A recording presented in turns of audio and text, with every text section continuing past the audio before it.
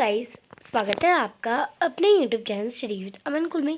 आज हम लाए हैं director of education GNCT of Delhi की वर्कशीट नंबर 98 जो कि क्लास 9 के लिए है। सब्जेक्ट आपका सोशल साइंस है। डेट है इसकी 9 मार्च 2022। आप अपना नेम अपनी क्लास टीचर का नेम लिखेंगे। आज हम स्टालिन के बारे में पढ़ेंगे। जो स्टालिन का कल्टिवाइजेशन प्रोग्राम था वो 1917 में स्टार्ट हुआ था।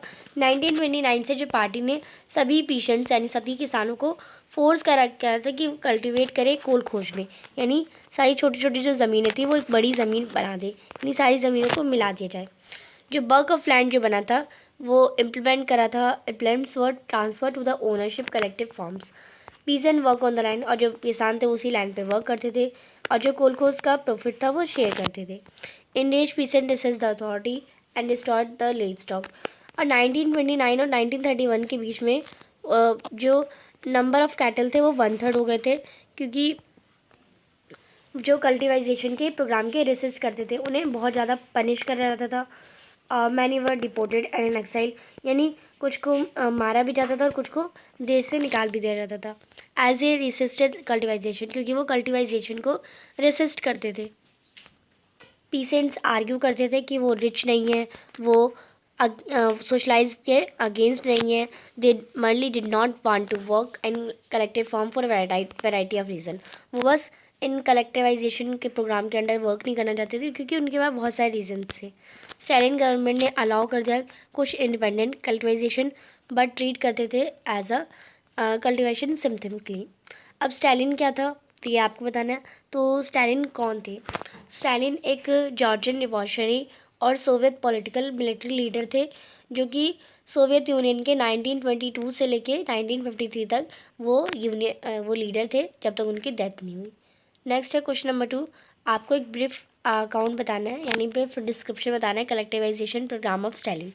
तो स्टालिन ने ये प्रोसेस स्टार्ट करी छोटे फार्मर रशिया के, क्योंकि उन्हें फूड की शॉर्टेज होती थी, ग्रेन्स की शॉर्टेज होती थी।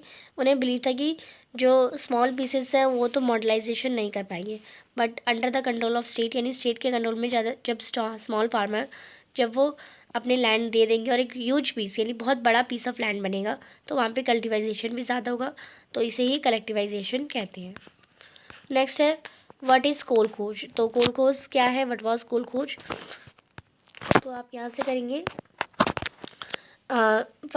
फार्मिंग को कलेक्ट करना, यानी हर लैंड को कलेक्ट करना, सारे पीजेंट्स उसी लैंड पे वर्क करेंगे रशिया में, तो उसे कोल खोज कहा जाता है। फोर्थ क्वेश्चन है why did farmers oppose the collectivisation programme.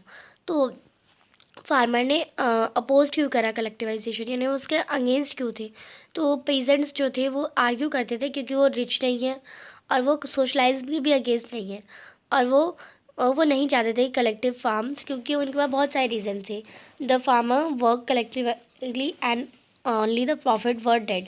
वो कलेक्टिवली वर्क तो करते थे पर उन्हें प्रॉफिट बहुत कम मिलता था, बाकी सारे फार्मर्स को भी दिया जाता था, इसलिए उन्हें प्रॉफिट कम दिया जाता था। फिफ्थ है how were the farmer opposing the programme. तो फार्मर ने कैसे अपोज करा इस प्रोग्राम को? तो उन्होंने क्या किया, उन्होंने अथॉरिटीज़ को डिस्ट्रॉयज करा, लाइफ स्टॉक को डिस्ट्रॉय करा। 1929 में 1931 में उन्होंने अपने ही जानवरों को मारना लगा, और जो कैटल का जो नंबर ऑफ कैटल थे वो 1/3 कम हो गए। नेक्स्ट है question number 6। What was the opinion of farmers and how were they punish, यानी फार्मर का क्या ओपिनियन था और वो उन्हें पनिश कैसे करा जाता था? तो जो कलेक्टिवाइजेशन प्रोग्राम को रेसिस्ट करते थे उन्हें पनिश करा जाता था, उन्हें डिपोर्ट करा जाता था, उन्हें देश से निकाल दिया जाता था, एक्साइल करा जाता था एज दे रेसिस्टेड कलेक्टिवाइजेशन, क्योंकि वो कलेक्टिवाइजेशन के अगेंस्ट थे। पीसेंट्स आर्ग्यू करते थे कि वो रिच नहीं है, वो अगेंस्ट है सोशलाइज के, वो भी अगेंस्ट भी नहीं है, तो वो उनके पास बहुत सारे नंबर ऑफ़ रीजंस थे कि वो कलेक्टिवाइजेशन को रोक सके। तो ये थी आपकी आज की वर्कशीट। आई होप आपको अच्छे से वर्कशीट समझ आ गई होगी। चैनल को अभी तक सब्सक्राइब नहीं किया तो प्लीज़ मेरे चैनल को सब्सक्राइब ज़रूर करें, ज़्यादा से ज़्यादा दोस्तों के साथ शेयर करें। Thanks for watching you, bye bye guys.